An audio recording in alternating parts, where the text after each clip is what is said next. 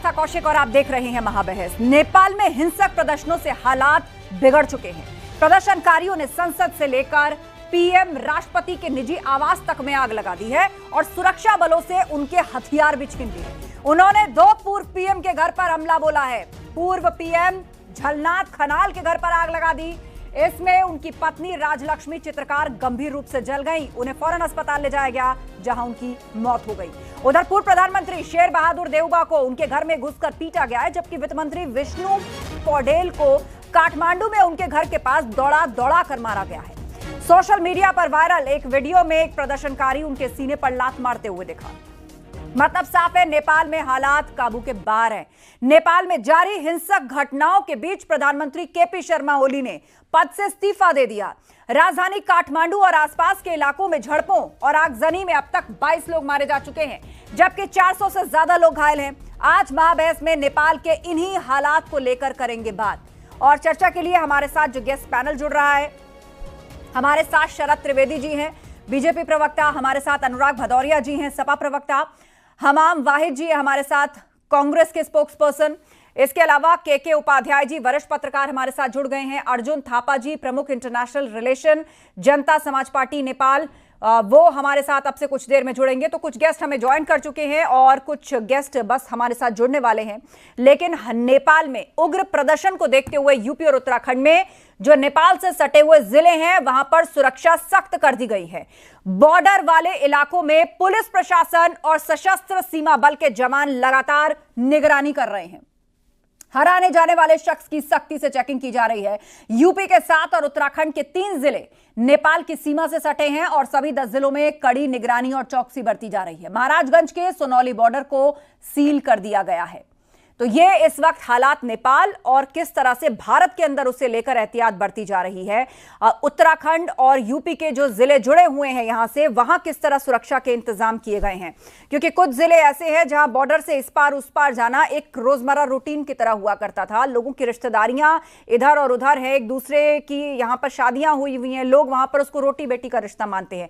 पर नेपाल की हालत अब यह है कि चाहे वहां पर उनका पार्लियामेंट हो, चाहे वहां पर राष्ट्रपति आवास हो, पीएम आवास हो, मंत्रियों के ऑफिस आवास, मतलब वहां पक्ष हो या विपक्ष, सबके नेता और मंत्री जो इस भीड़ के सामने आ रहा है वो पिट रहा है, उस पर पत्थर फेंके जा रहे हैं, उनको दौड़ाया जा रहा है, उनके घरों को जलाया जा रहा है। वहां पर ये जो युवा आंदोलन था इस कदर उग्र हो चुका है कि खबर आ रही है कि कई मंत्री चुपचाप देश छोड़कर जा चुके हैं और वहां के प्रधानमंत्री के लिए भी खबर है कि मुमकिन है वो भी किसी सुरक्षित जगह पर अब तक जा चुके हों। तो चलिए चर्चा की शुरुआत करते हैं। शरद त्रिवेदी जी हमारे बीच में हैं। शरद जी, बांग्लादेश में हालात बेकाबू होते हैं, श्रीलंका में हालात बेकाबू होते हैं, अब नेपाल में ऐसा लग रहा है, कभी राजतंत्र हुआ करता था, उसके बाद यहां पर अब कम्युनिस्ट सरकार बनी, कई सरकारें बदली जब से राजतंत्र खत्म हुआ है, लेकिन नेपाल वहीं का वहीं रहा। पर अब जिस तरह का उग्र और हिंसक आंदोलन वहां पर चल रहा है, भारत का बहुत पड़ोसी है नेपाल, रोटी बेटी का रिश्ता लोग कहते हैं भारत और नेपाल के बीच में। देखिए आस्था जी, ये दोनों देश जो हैं भारत और नेपाल, ये सीमा है इनके बीच में, लेकिन जैसे आपने कहा रोटी बेटी का रिश्ता है, दोनों का एक ही दिल है, एक ही आत्मा है। लेकिन ये बड़ी दुखद घटना है जो अभी घटी है। लेकिन क्योंकि नेपाल में लोकतंत्र की जड़ें बहुत गहरी हैं, पहले भी इस तरह की घटनाएं हुई हैं, तो नेपाल के लोगों ने, नेपाल की जनता ने उससे ऊपर उभर के आए और एक मजबूत देश है और रहेगा। भारत में आप देखें कि भारत के जो सेनाध्यक्ष हैं वो नेपाल के सेनाध्यक्ष हैं, ऑनरी पोस्ट है उनकी वहां पे, और नेपाल के सेना अध्यक्ष भारत के सेना अध्यक्ष हैं as an honorary army chief.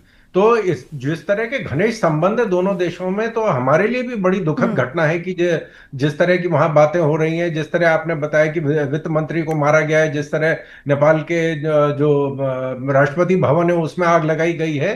लेकिन इन सब चीजों इनकी कोई जगह नहीं है लोकतंत्र में। इसके ऊपर हमें लग रहा है कि बहुत जल्दी ही नेपाल की सेना और नेपाल के जो सुरक्षा बल है उस पर काबू पा लेंगे, और जो भी इस तरह के आपको लग रहा है कि फिलहाल जल्द इसको काबू किया जा सकता है, क्योंकि ये भीड़ है, ये यूथ की तरफ से एक आंदोलन शुरू हुआ था कुछ सोशल मीडिया ऐप्स के विरोध में जो सरकार ने बंद करने का फैसला लिया, लेकिन अब तो वहां पे ऐसा लग रहा है कि नेपाल ही लगभग सड़कों पर आ चुका है।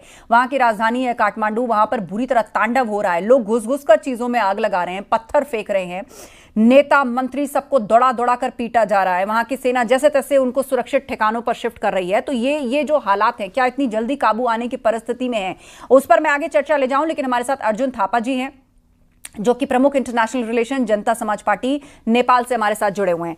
अर्जुन जी, नेपाल में इमीडिएट वजह चाहे जो रही हो, लेकिन नेपाल का एक इतिहास रहा है कि वहां हर 20 से 25 साल बाद कोई बड़ा आंदोलन देखा गया है।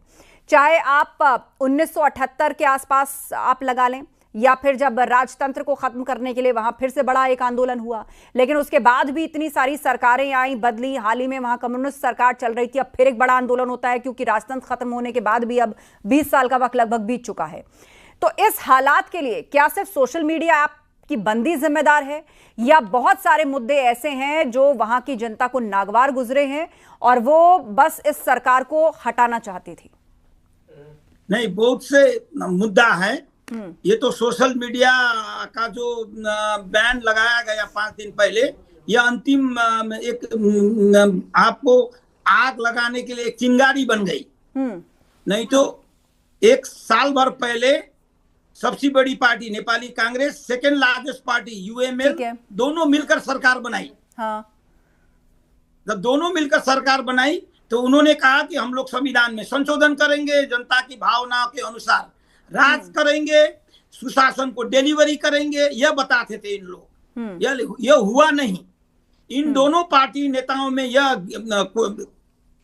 ओली और देउपा के बीच में यह सहमति हुई कि एक साल ओली जी प्रधानमंत्री रहेंगे, दूसरा एक साल देउपा जी प्रधानमंत्री रहेंगे। हम दो पार्टी ही इस मुल्क को चलाएंगे और राजनीतिक शक्तियां और फोर्सेस यहाँ पर काम नहीं चलेगा। बारी बारी प्रधानमंत्री बनने का ये डील हुआ था, तो दोनों पार्टी ने मिलकर सरकार बनाई। लेकिन यहाँ तो अब फैसला जनता ने सुना दिया है। आप देखिए पूरा लगभग नेपाल जलाने पर उतारू है पूरी जनता। किसी ने सोचा नहीं था नेपाल में कभी इस तरह की हिंसा होगी कि वहां सुप्रीम कोर्ट से लेकर पार्लियामेंट से लेकर पीएम हाउस, मंत्री, सबके घर आग लगा दी जाएगी। कल की जो घटना हुई और 20 लोग मरे, तो उसी का परिणाम है आज। और ये ऑर्गेनिक मूवमेंट है सर। ऑर्गेनिक मूवमेंट है कि आप सिर्फ यूथ रह गया है या एक आम नेपाली भी, मतलब अब इसमें हर तरह के लोग शामिल हैं? आम नेपाली जुड़ गया। कल खाली यूथ और स्टूडेंट था। अच्छा। आज आम नेपाली जुड़ गया। तो वो कौन से मुद्दे रहे जिसे लेकर गुस्सा जो था वो जनता का अंदर ही अंदर पनपता रहा, और जो ट्रिगर पॉइंट बना वो सोशल मीडिया साइट बैन? और जमा पुलिस सरेंडर कर चुकी है। लॉ एंड ऑर्डर मेंटेन करने की जिम्मेदारी पुलिस को दी गई, वो सरेंडर कर चुकी है। आर्मी भी सड़क में आया नहीं है। आर्मी खास नेताओं को रेस्क्यू ही कर रहा है, उससे ज्यादा नहीं कर रहा है। अगर कल ही बताया गया कि पार्लियामेंट को आर्मी के तहत दी गई है, पार्लियामेंट की सुरक्षा आर्मी करेगी, लेकिन जब आज जुलूस गया पार्लियामेंट की ओर, वहां आर्मी नहीं था। सिंह दरबार जहां पर सब मंत्रालय का जो ऑफिसेस हैं एक ही जगह है, सिंह दरबार बोला जाता है, वहां पर आर्मी कैंप है। अंदर ही आर्मी कैंप है, वो बरसों से है, राणा के जमाने से ही है आर्मी कैंप है। लेकिन वहां पर आर्मी मुख दर्शक हुआ, पुलिस मुख दर्शक, आंदोलनकारी को जाने दिया गया। इसलिए मूक दर्शक पुलिस वालों की इंसास राइफल छीन ली भीड़ ने। वो तस्वीरें सामने आई है, कितनी खतरनाक स्थिति है। पुलिस की इंसास राइफल छीन ली, उसको लहराया जा रहा है। अब आप सोचिए कि भीड़ पर अगर एक तरफ से सरकार इस आंदोलन को दमन करने के लिए बल प्रयोग करेगी, ऐसे पुलिस वालों की बंदूकें छिन जाएंगी, तो वहां सड़कों पर नरसंहार होगा। ये बहुत ही एकदम बेकाबू हालात और स्थिति है। ठीक है, मैं लौटूंगी आपके पास, मैं लौटूंगी। और कुछ गंभीर सवाल है मेरे। अनुराग भदौरिया जी भी हमारे बीच में, सपा प्रवक्ता। अनुराग जी, नेपाल भारत का सबसे पुराना, सबसे भरोसेमंद साथी, दोस्त, आप रिश्तेदार, आप इसी तरह से सब लोग इसको सुनते आए हैं, इस तरह से परिभाषित करते आए हैं, ऐसे ही लोगों को बताया जाता है। लेकिन आज देखिए वो किस कदर जल रहा है। भारत के कई जिलों की सीमाएं वहां से लगती हैं। देखिए, मैं कभी हिंसा को कभी समर्थन नहीं करता हूं, ना हिंसा का समर्थन होना चाहिए। हिंसा से सिर्फ जान माल का नुकसान नहीं होता है, सामाजिक सौहार्द, कानून व्यवस्था और लोकतंत्र की नींव हिलती है। हिंसा की कोई जगह समाज में नहीं होनी चाहिए। लेकिन जो सरकारें होती हैं उनको भी समझना चाहिए कि जनता ने आपको चुना है तो आप जनता के बारे में सोचिए। भाई वहां पे क्यों इस तरह की घटना आई? इस तरह की इसलिए आई क्योंकि लगातार वहां के जो असमानता देखने को मिल रही थी, अमीरी गरीबी के बीच में जो दूरी पैदा हो रही थी, वहां पे जिस तरह से 20% बेरोजगारी आज की डेट में है और 21% वहां बेरोजगार है, तो जाहिर सी बात है असमानता होगी तो इस तरह की सिचुएशन। लेकिन वहां तो कम्युनिस्ट सरकार है और कम्युनिज्म का तो ये बेसिक फंडा है कि भाई हम ये गरीबी अमीरी का वो मिटाएंगे और सारे रिसोर्सेज सबसे पहले आम लोगों के लिए हैं। मेरी बात सुन लीजिए ना, मैं आपको अच्छी बात बता रहा हूँ तो आप उसमें भी राजनीति घुसेड़ने लगे। मैं कह रहा हूँ, मैं आपको बता रही हूँ, मत घुसेड़िए ना, आपको मैं अच्छी बात कहता हूँ, उसमें आपके जहन में अगर आपके जहन में कुछ नहीं कुछ जहन में आपके छुपा हुआ तो मुझे पता मेरे जहन में कुछ नहीं छुपा, जो था वो मैंने बोल दिया, कान में तो नहीं बोला, सबके सामने बोला। सुनिए मेरी बात सुनिए ना, वो पीछे की मानसिकता क्या होगी मैं समझ सकता हूँ। मैं ये कह रहा हूँ कि जनता को समझ मैं ये कह रहा हूँ कि भाई जिस तरह की घटना श्रीलंका में हुई, उसके बाद बांग्लादेश में हुई, पड़ोसी के रास्ते ना, नेपाल श्रीलंका से बांग्लादेश ने नहीं सीखा, बांग्लादेश से नेपाल ने नहीं सीखा, आज नेपाल में हुआ। तो मैं कह रहा हूं कि आपको ये समझना पड़ेगा कि जो आपका युवा है, जो बेरोजगार है, परेशान है, उसके बारे में आपको अगर चुना गया तो भ्रष्टाचार नहीं होना चाहिए। वहां इसी सोशल मीडिया पे हो क्या रहा था? सोशल मीडिया उन्होंने बंद क्यों करना पड़ा? सोशल मीडिया इसलिए बंद कर रहे थे क्योंकि सोशल मीडिया पे वो संपत्तियों का ब्यौरा दे रहे थे, किस नेता के कौन से होटल है, किसके बच्चे कहां पढ़ रहे हैं, ये उस पर आ रहा था, इसलिए उन पर बैन लगाया। जब उस पर बैन लगाया तो इस तरह की स्थिति पैदा हुई। मैं बार बार कह रहा हूं ये स्थिति पैदा किसी भी लोकतंत्र में नहीं होनी चाहिए। लोकतंत्र में हिंसा की कोई जगह नहीं होती, मौलिक अधिकार होता है, लेकिन संवैधानिक और कानून के दायरे में रहकर आप अपने अधिकार को मांग सकते हैं, जो कि मानना भी चाहिए। लेकिन मैं बार बार इस बात को कहता हूं कि जो चुनी हुई सरकारें होती हैं उनकी भी बड़ी जिम्मेदारी होती है, और इन लोगों से दूसरे देशों को भी सीखना चाहिए, इन लोगों से दूसरे देशों को भी सीखना चाहिए कि इस तरह की असमानताएं किसी भी देश में पैदा ना हो, नहीं तो ये धीरे धीरे पनपती और गंभीर। और वैसे मैं आपको बता दूं कि वहां पर सत्ता पक्ष, मतलब नेपाल में जो सत्ता पक्ष की पार्टियां हैं, चाहे वो हो या विपक्षी पार्टियां हो, सबके नेता पिट रहे हैं। जनता किसी की सुनने को तैयार नहीं है। वो सबको कह रही है कि हमको सबने लूटा, अपने अपने समय पे हमको सबने बर्बाद किया।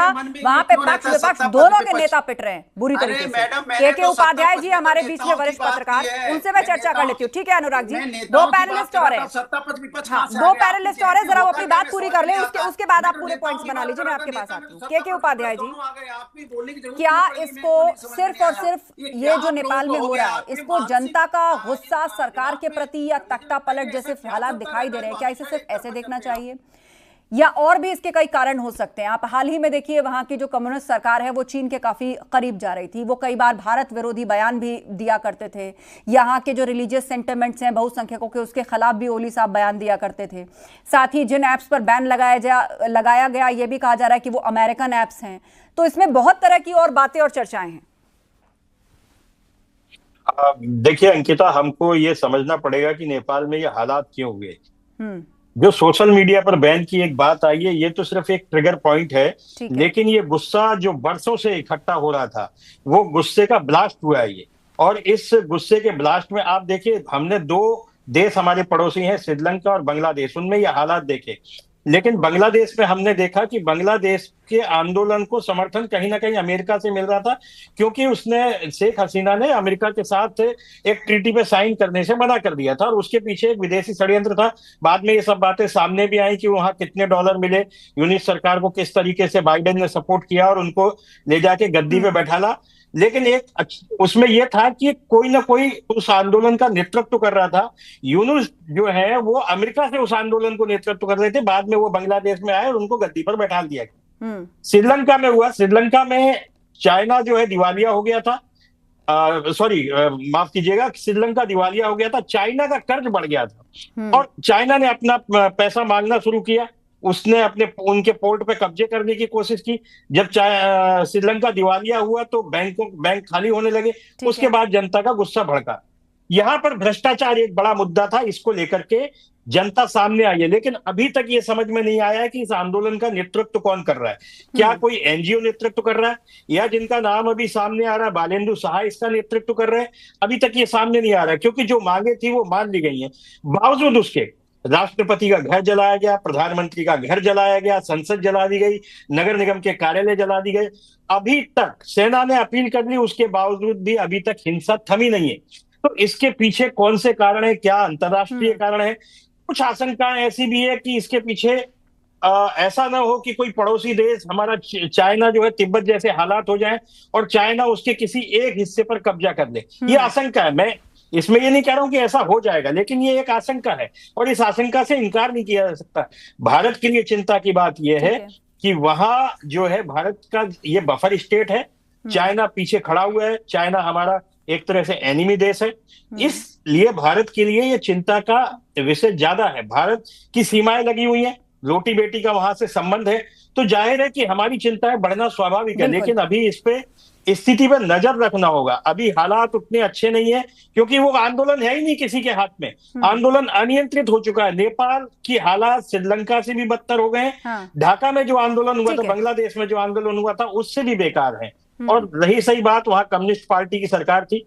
कम्युनिस्ट जहां भी होते हैं वो तानाशाही करते हैं, चाहे वो हम अपने पड़ोस में चाइना को देख लें, चाहे रूस को देख लें। एक बार वो गद्दी पे आ जाते हैं तो वो कोशिश करते हैं कि उस पर काबिज रहे, एनार्की की स्थिति हो जाती है और वही स्थिति वहां हुई। वहां भ्रष्टाचार इतना चरम और जनता को लगा कि भाई ना तो उम्मीदें पूरी हो रही है, करप्शन चरम पर है, उससे जो वादे किए गए थे वो पूरे नहीं हुए, ना ही वहां विकास हुआ, ना ही कोई अवसर हुआ। आज भी वो बेसिक मुद्दों के बीच में ऐसे ही टकरा रहे हैं जैसे जब सत्ता परिवर्तन उन्होंने पहले किया था, उससे पहले के जो हालात थे। और करप्शन में उसने आग में घी का काम किया, बेरोजगारी ने आग में घी का काम किया। ठीक है, हमारे बीच में हमाम वाहिद जी हैं, कांग्रेस के प्रवक्ता, उनका रुख कर लेते हैं। हमाम जी, अब बताइए, भारत के लिए एक पड़ोसी देश इतने निकट, एक रिश्तेदार देश, इसी तरह लोग परिभाषित करते हैं। वहां के हालात बेकाबू हो रहे हैं। वहां दरअसल ऐसा कोई बचा नहीं है कि अगर किसी से बात भी करना चाहे, कोई कहते ना कि कोई ऐसा थर्ड पार्टी जो इस आंदोलन में चेहरा बन के निकले, जिसका जिक्र भी के उपाध्याय जी कर रहे थे, कोई ऐसा बचा नहीं है सिवाय आर्मी के। आस्था जी, देखिए, उग्र विरोध प्रदर्शन किसी भी देश के लिए, किसी भी लोकतंत्र के लिए बहुत ही हानिकारक, और जब इस प्रकार की घटनाएं हमारे पड़ोस के देश में हो तो चिंता बिल्कुल बढ़ जाती है। और आपने देखा होगा कि जिस प्रकार से श्रीलंका में और उसके बाद बांग्लादेश में और फिर नेपाल में, और तीनों हमारे पड़ोसी देश हैं, और कहीं ना कहीं तीनों में के विरोध प्रदर्शन में कुछ समानताएं भी है। जो छात्राओं का, युवाओं का विरोध प्रदर्शन एक प्रकार से है, और तीनों में जो लीडिंग रोल रहा है वो कहीं ना कहीं यूथ है। और सबसे बड़ा जो मुद्दा है वो वहां का भ्रष्टाचार और कहीं ना कहीं बेरोजगारी भी है। तो इस चीज को भी समझना है कि इस प्रकार की जो चीजें हैं वो कोई एक दिन में नहीं होती है, और इसके पीछे जो सरकारें होती है, लोकतंत्र की उनकी जिम्मेदारी होती है कि प्रदेश और देश में जो स्थिति है उसको कैसे टैकल किया जाए और कैसे उनके जो जनता के विश्वास है उसको प्राप्त किया जाए। और कहीं ना कहीं बांग्लादेश के बाद इस प्रकार की घटना हम लोग ने यहाँ पे देखी है, और जो स्थिति है, जो वीडियो सोशल मीडिया पे वायरल हो रहे हैं वो बहुत ही खतरनाक है, बहुत ही चिंताजनक है। और हमारे देश के लिए भी बहुत सारी चिंताएं हैं। बहुत सारे हमारे देश के, अभी गुजरात के कई मजदूर वहां पे फंसे हुए हैं। तो इस प्रकार की अगर घटनाएं वहां पे हो रही है तो कहीं ना कहीं हमारे देशवासियों में एक चिंता का विषय जरूर है। शरद त्रिवेदी जी, अब ये प्रश्न आता है कि अब भारत में भी कई जगह एहतियात के कदम उठाए गए हैं, यूपी में या उत्तराखंड में, तो ऐसे में भारत सरकार से भी सब लोग यही जानने की कोशिश कर रहे हैं कि क्या स्टैंड है फिलहाल, क्या सोचा गया है सबको लेकर। देखिए, जो बॉर्डर है उसको सील कर दिया गया है, वहां कोई अनऑथराइज्ड ट्रैवल परमिट नहीं किया जा रहा है। लेकिन ये जो मसला है, क्योंकि ये नेपाल का अंदरूनी मामला है, तो उसमें किसी को भी हस्तक्षेप करने का कोई अधिकार नहीं है। भारत के जो गुड ऑफिसर्स हैं, भारत की सारी संवेदनाएं, भारत की सारी शक्ति नेपाल की सरकार, नेपाल की जनता के साथ है। जब जहां जो जरूरत होगी, अगर नेपाल कोई अनुरोध करता है किसी भी तरह की मदद की, तो भारत वहां पे तैयार है। लेकिन अभी जरूरत है कि बात को शांत किया जाए। क्या वजह है, क्यों वजह है, बेरोजगारी थी या अराजकता थी या भ्रष्टाचार था, ये नेपाल की जनता को तय करना है। ये भारत की सरकार को या भारत की जनता को नहीं तय करना है। तो अभी सिर्फ ये है कि पहले शांति बहाल की जाए और वहां की सेना और वहां के जो पैरामिलिट्री फोर्सेज हैं वो पूरी तरह सक्षम है, पूरी कैपेबिलिटी उनके पास, इस बात को शांत किया जाए। उसके बाद जो भी इसमें लीडरशिप निकल के आ रही है उनसे बात की जाए, क्या मुद्दा है, क्या मसला है, किस वजह से इतनी उग्र भीड़ हो गई, क्यों इस तरह के प्रदर्शन हुए। क्योंकि और जो जान माल का नुकसान है वो वहां की जनता की, जो वहां का राष्ट्रपति भवन है, संसद है और प्रधानमंत्री जो कार्यालय है, वो वहां की जनता की प्रॉपर्टी है, वो किसी की व्यक्तिगत प्रॉपर्टी नहीं। तो किसी तरह की इस अराजकता, ये जो आगजनी की जा रही है, उसको तुरंत शांत करने की जरूरत है। उसके बाद जो है, जब ये सब शांत हो जाए, उसके बाद बातचीत की जाए उन लोगों से कि साहब इस मामले को बात से सुलझाया जाए, शांति से सुलझाया जाए। और नेपाल के वहां के, मैंने पहले ही आपसे कहा कि वहां लोकतंत्र की जड़ें बहुत गहरी हैं। जब राजशाही को खत्म किया गया था, उनकी हत्या की गई थी, तब भी इस तरह की अराजकता हुई थी। जब कम्युनिस्ट पार्टी आई तब इस तरह की बातें हुई हैं। लेकिन नेपाल की जनता ने उस पर काबू में पाया। वहां के सेना और वहां के सरकार जो है काबू में पाके एक सुरक्षित और एक चलिए, यही उम्मीद की जा सकती है कि इसको वक्त रहते संभाला जाए, क्योंकि पड़ोस में अगर इस प्रकार के हालात बने होंगे तो ये किसी भी मुल्क के लिए एक बड़ी चुनौती होती है कि पड़ोस के हालात अगर सामान्य ना हो, वहाँ पर इस तरह आग सुलग रही हो, वहाँ पर आंदोलन भड़क रहे हों, उसकी इकनॉमी पूरी तरीके से क्रैश कर जाए, वहाँ कोई फैसले लेने वाला ना बचे, ना सियासत वहाँ बचे, ना व्यापार बचे। तो ऐसे में जो पड़ोसी मुल्क है, खासतौर पर भारत की जो स्थिति है, उसके लिए कई चुनौतियाँ खड़ी हो जाएंगी। सोनौली बॉर्डर से आशीष शुक्ला हमारे साथ हैं, उनसे एक बार अपडेट ले लेते हैं। आशीष, आपसे जानना चाहेंगे एहतियात के तौर पे कैसे कदम उठाए जा रहे हैं। आप अगर वहां की तस्वीरें हमारे दर्शकों को दिखाएं, किस तरह वहां जो सुरक्षा बल हैं वो चौकसी बरत रहे हैं, आने जाने वाले लोगों की चेकिंग हो रही है। बॉर्डर वहीं पे खड़ा हूँ। एहतियात के तौर पर जो भारतीय सुरक्षा एजेंसियां हैं और जो भारतीय सुरक्षा कर्मी हैं वो प्रॉपर तैयार हैं, और नेपाल से जो नेपाली गाड़ियां आ रही हैं और जो नेपाल के लोग आ रहे हैं उनके आवाजाही को बिल्कुल प्रतिबंधित कर दिया गया है। इसके अलावा जो भारतीय पर्यटक हमारे नेपाल में फंसे थे वो आ रहे हैं, उन्हें एंट्री दी जा रही है भारत में, या फिर जो नेपाल के लोग भारत में हैं वो अगर अपने देश जाना चाहते हैं तो उन्हें जाने दिया जा रहा है।